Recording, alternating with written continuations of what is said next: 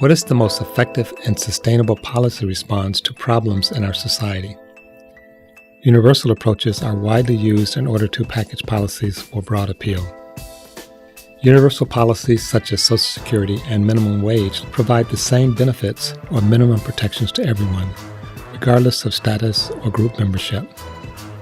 But by treating everyone the same, universal approaches can't root out group-based discrimination and may actually deepen inequality between groups rather than reduce it. And by providing benefits or protections to everyone, resources that could be targeted to groups worse off instead flow to those who are better off. In contrast to universalism, targeted approaches are commonly used. Targeted policies provide benefits or protections based on group membership or status. SNAP, the food stamp program, conditions benefits on income level. The Americans with Disabilities Act requires public accessibility for disabled groups. And affirmative action focuses on historically disadvantaged groups. Targeted approaches are vulnerable to the critique that they unfairly favor constituent groups over the public good by directing resources to marginalized groups who are already subjected to unfair stereotypes. But universal and targeted approaches are false choices. There is a third way: targeted universalism.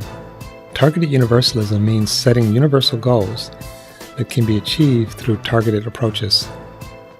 This approach targets the various needs of each group while reminding us that we are all part of the same social fabric. This can be accomplished by following 5 steps. First, set a universal goal. For example, 100% proficiency in 8th grade math. Second, measure how the overall population fares relative to the universal goal. In this example, we might discover that only 80% of 8th graders are proficient in 8th grade math. Third, measure the performance of population segments relative to the universal goal. So although 80% of all 8th graders are proficient, we might find that only 70% of Latinx students are proficient.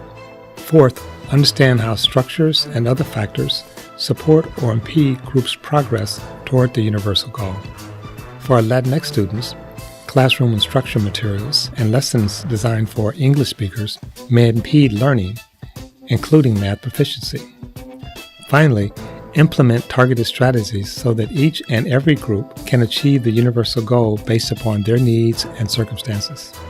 This may take the form of ESL-specific math tutoring for our Latinx students, while another group may require a completely different strategy to achieve the same universal goal.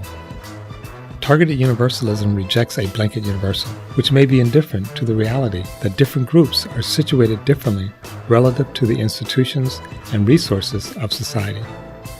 By aspiring toward shared universal goals, targeted universalism empowers targeted strategies capable of achieving those goals while moving us beyond concerns over disparities alone and toward our highest aspirations for all.